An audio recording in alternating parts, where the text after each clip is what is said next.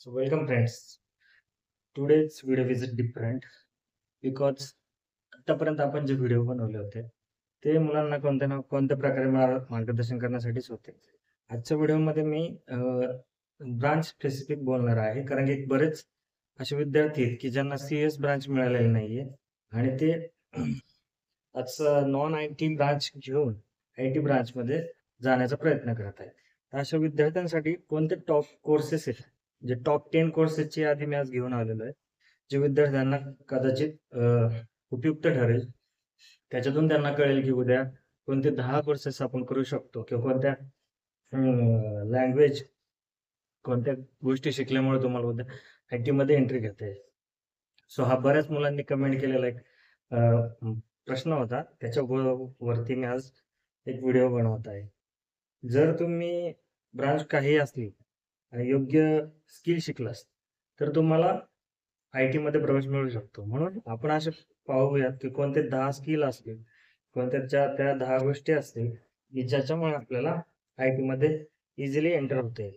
तर हा एक छोटासा 10 मिनिटाचा व्हिडिओ असेल.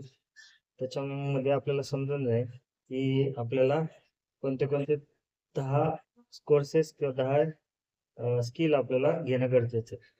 तर तुम्ही समजा मेकॅनिकल सिव्हिल आणि ENTC अशा कोणत्याही नॉन IT ब्रांच असताना ENTC आता IT म्हणजे निम्मे ITचे विषय त्यांना पण आहेत. त्यामुळे त्याला नॉन IT म्हणता येईल का नाही हा वेगळा पॉईंट आहे. पण जर त्याच्यातून तुम्हाला आता IT मध्ये यायचं असेल, तुम्हाला काय करावं लागेल? तर नेमके कोणते कोर्सेस करून तुम्ही ITचा जॉब मिळवू शकता? तर मी अशा काही 10 कोर्सेसची लिस्ट काढलेली आहे. तर त्या लिस्टनुसार आपण पाहूया कोणते ते 10 कोर्सेस जे आपल्याला टॉप 10 यादीत येतं.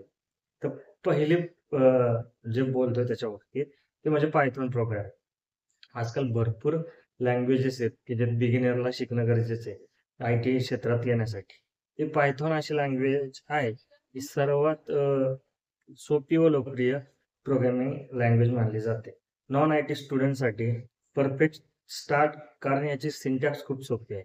त्याचे सिंटॅक्स लवकर समजून येतात त्यामुळे नवीन जे स्टार्ट करणार आहेत ते हे पायथॉन शिकून तुम्ही automation, data analysis, machine learning, web development अशा अनेक क्षेत्रात काम करू शकता. जॉब डिमांड ही खूप जास्त असतं. त्यामुळे पायथॉन ही लँग्वेज जर तुम्ही शिकायला सुरुवात केली, तुमचा त्याच्यातून लवकर समजू शकेल.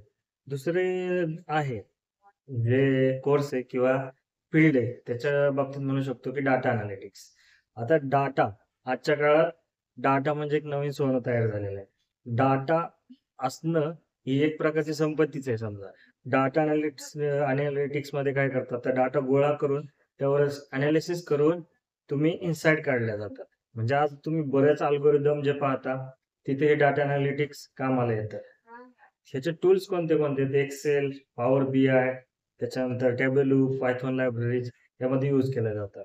फायनान्स, मार्केटिंग, हेल्थ केअर सारख्या क्षेत्रात मोठ्या प्रमाणावर डाटा अनालिटिक्सची डिमांड आहे. त्यामुळे डाटा अनालिटिक्स करून पण तुम्ही तुमच्या क्षेत्रात पुढे जाऊ शकता. त्याच्यानंतर तिसरा कोर्स किंवा तिसरा करिअरचा पॉईंट ऑफ व्ह्यू आहे. त्याच्यामध्ये वेब डेव्हलपमेंट येतं. वेब डेव्हलपमेंट जे ITची मुलं आहेत त्यांना लवकर समजेल किंवा जे ENTCचे आहेत त्यांनाही लक्षात येईल. प्रत्येक बिझनेसला काय वेबसाईट लागते आजकाल. तर हे फुल स्टॅक डेव्हलपमेंट म्हणजे काय? फ्रंट एंड आणि बॅक एंड.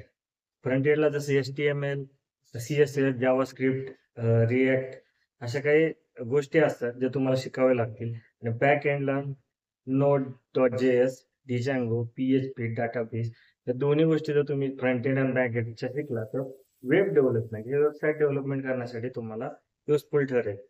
तर याच्या रिलेटेड तुम्हाला कोणते जॉब मिळू शकतात? तर वेब डेव्हलपर, सॉफ्टवेअर इंजिनियर, फुल स्टॅक डेव्हलपर हे तीन रोलमध्ये तुम्ही पुढे जाऊन जॉब करू शकता. फ्रीलान्सिंगसाठीही हे खूप महत्वाचं ठरतं. तर चौथा कोर्स आहे ज्याला आपण क्लाउड कम्प्युटिंग म्हणतो. आता क्लाउड कम्प्युटिंग काय आहे? बऱ्याच विद्यार्थ्यांना माहीत नसेल.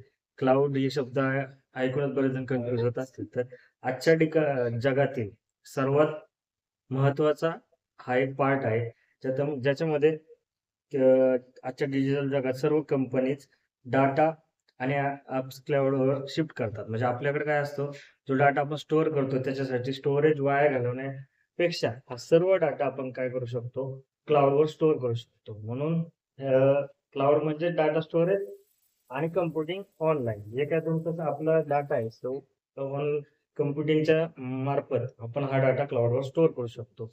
AWS, Microsoft Azure, Google cloud ही मुख्य प्लॅटफॉर्म आहेत. तर Google क्लाउड बरेच जण वापरतात. व त्याच्यात Google शीट वापरत असतील, Google फोटोज वापरत असतील. प्रत्येकाच्या मोबाईलमध्ये असतं. हे सगळं हे क्लाउड कम्प्युटिंगच्या रिलेटेड असतं. म्हणून ह्याचं जर तुम्ही नॉलेज घेतलं, तर सगळा डाटा स्टोअर करणं, तो डाटा रिट्राईव्ह करणं, ही एक काळाची खूप मोठी गरज झालेली आहे. त्यामुळे क्लाउड कम्प्युटिंग हा एक तुमचा चौथा त्यामधला एक पॉइंट ऑफ व्ह्यू असू शकतो. त्याचबरोबर याच्यामध्ये तुम्हाला कोणते जॉब रोल करायला मिळतील, तर क्लाउड इंजिनियर, त्याच्यानंतर सोल्युशन आर्किटेक्ट, डेव्हलप रोलसाठी मोठी डिमांड आहे. त्याच्यामुळे हे तुम्ही क्लाउड कम्प्युटिंगचे कोर्स केले, तर उद्या तुम्हाला त्याच्यामुळे जॉब मिळण्याची खूप साऱ्या संधी आहेत. 5वा जो कोर्स आहे, जो नॉन आय टी स्टुडंट करू शकतात, तो म्हणजे सायबर सिक्युरिटी. Cyber security. आता सायबर क्राईम सगळ्यांना माहिती आहे. सायबर क्राईम वाढल्यामुळे सायबर सिक्युरिटीची प्रचंड गरज आहे. आजकाल आपण कितीतरी बघतो, की तक्रारी येतात, ऑनलाईन लिंक ओपन होऊन फ्रॉड झाले वगैरे. त्या सगळ्या गोष्टीमुळे सायबर सिक्युरिटीला एक अनन्यसाधारण महत्त्व आलेलं आहे. ह्या फील्डमध्ये इथिकल हॅकिंग, त्याच्यानंतर नेटवर्क सिक्युरिटी, इन्फॉर्मेशन प्रोटेक्शन शिकवलं जातं. त्याच्यामुळे ही त्याचं कारण की काळाची गरजच आहे. गव्हर्नमेंट बँकिंग, आय-टी कंपन्यांना सायबर सिक्युरिटी एक्सपर्ट हवे असतात. कारण की इथला डाटा खूप महत्त्वाचा असतो आणि त्याला सिक्युअर करणं ही तिथली एक सर्वात मोठी गरज असते. त्याच्यामुळं हे एक ट्रेंडिंग जॉब मानलं जाईल. ह्याला हाय सॅलरी आणि जॉब सिक्युरिटी मिळते. तुम्हाला कारण की ह्याची डिमांड खूप असल्यामुळे सॅलरी खूप चांगली मिळणार आणि जॉब सिक्युरिटी पण आहे. त्याच्यामुळे तुम्ही सायबर सिक्युरिटीचे कोर्स करून उद्या आपल्या करिअरमध्ये सायबर सिक्युरिटीचे एक्सपर्ट होऊ शकतात. त्याच्यानंतर 6वा जो कोर्स आहे, तो artificial intelligence, AI and machine learning, ज्याला एआय-एम-एल म्हणून. Artificial intelligence and data science हा पण एक कोर्स आलेलाच आहे. त्याचबरोबर artificial intelligence and machine learning. ह्याच्यामध्ये काय आहे, आज एआय हा सर्वात ट्रेंडिंग फील्ड आहे. एआय म्हणजे काय? मशीनला माणसासारखं विचार किंवा मशीनला स्मार्ट बनवलं जातं, जे आपल्यासारखं विचार करून डिसिजन घेऊ शकतात. म्हणून एआय म्हणजे मशीनला स्मार्ट बनवणं आणि एम-एल म्हणजे डाटावरून मशीनला शिकवणं. मशीन लर्निंग त्याला आपण म्हणू. सेल्फ ड्रायव्हिंग कार्स, चॅटबॉट्स, त्याच्यानंतर व्हॉईस असिस्टंट याचे एक्झाम्पल आहे. त्याच्यामुळं आर्टिफिशियल इंटेलिजन्स आणि मशीन लर्निंग हा एक इम्पोर्टंट कोर्स आहे, जो तुम्ही करून आय-टीमध्ये प्रवेश घेऊ शकता. ह्याच्यामध्ये मॅथेमॅटिक्स आणि प्रोग्रामिंग बॅकग्राऊंड असणाऱ्यांना हे उत्तम करिअर आहे. थोडंसं तुम्हाला ह्याच्या मॅथेमॅटिक्सची गरज लागेल आणि प्रोग्रामिंगचं बॅकग्राऊंड लागेल. तर तुम्ही हा एक कोर्स नक्की ट्राय करू शकता. त्याच्यानंतर 7वा कोर्स आहे डाटा सायन्स.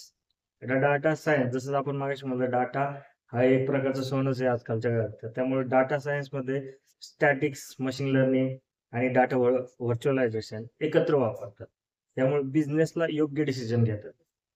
त्यामुळे डिसिजन मेकिंगमध्ये डाटा सायन्सचं खूप मोठं महत्त्व आहे. याला टूल्स कोणते वापरले जातात, तर पायथॉन, आर, एस-क्यू-एल आणि टेबल हे टूल्स तिथे वापरले जातात.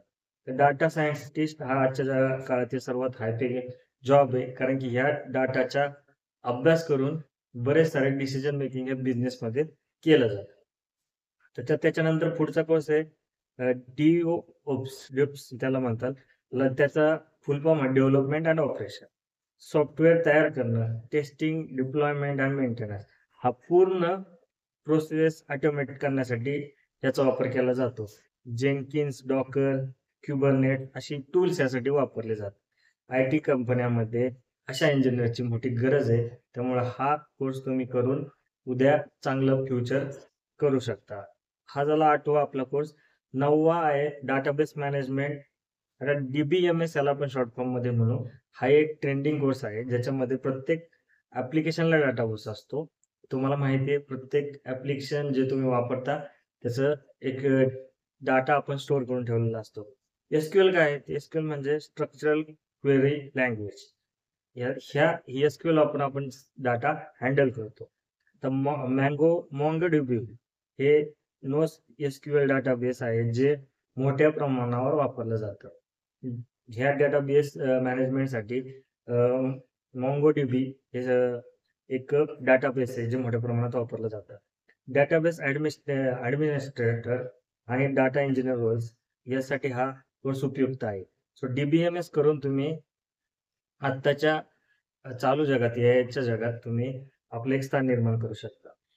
आणि शेवटचा कोर्स आहे मोबाईल ॲप डेव्हलपमेंट, ज्याच्यात आपल्याला फ्लटरचा वापर केलेला दिसून येतो. आज प्रत्येकाजवळ स्मार्टफोन आहे आणि ॲप्स प्रचंड आहेत. हे प्रत्येकाच्या मोबाईलमध्ये आपल्याला कितीतरी ॲप्लिकेशन असलेले दिसून येतं. मोबाईल ॲप डेव्हलपमेंटमध्ये Android, iOS किंवा क्रॉस प्लॅटफॉर्म डेव्हलपमेंट शिकवलं जातं. ही मोबाईल ॲप डेव्हलपमेंट केली आज आपण बघतोय रोज एक नवीन ॲप तुम्हाला दिसत असेल. त्यामुळे जर तुम्ही हा मोबाईल ॲप डेव्हलपमेंटचा कोर्स जर केला तर तुम्ही IT मध्ये इझिली येऊ शकता. फ्रीलान्सिंग, स्टार्टअप आणि IT कंपन्यांमध्ये याची डिमांड खूप आहे. सो मित्रांनो, हे होते टॉप 10 IT कोर्सेस जे आता डिमांडिंगमध्ये आहेत. तर ह्याच्यावरून कन्क्लुजन काय सांगतो शेवटी सर, मित्रांनो, आपण पहिले top 10 IT courses for non IT student पाहिलेले आहेत. ब्रांच काही असले तर तुम्ही योग्य स्किल शिकलात तर IT सेक्टरमध्ये भरपूर संधी आहेत. डिग्रीपेक्षा स्किल महत्त्वाचे आहे, लक्षात ठेवा. मग ठरवा तुमच्या आवडीचा कोर्स आणि सुरू करा IT करिअरची वाटचाल. आता कोर्स एक शेवटचं सांगतो, कोर्स निवडताना तुम्हाला कोणता कुठून सुरुवात करायची इथपासून तुम्ही जरा लक्ष द्या. कारण की आता तुम्हाला ब्रांचमध्येच AML, AIDS सारखे ब्रांच अवेलेबल आहेत. त्याचबरोबर हे बाकीचेही कोर्सेस मार्केटमध्ये अवेलेबल असतात. तुम्ही चांगल्या ठिकाणी आणि योग्य प्रकारे जर शिकला तर त्याचा फायदा तुम्हाला नक्की होईल. आजचे टॉप 10 कोर्सेस जर तुम्हाला आवडले असतील, व्हिडिओला लाईक करा आणि आमच्या चॅनलला सबस्क्राईब करा. धन्यवाद.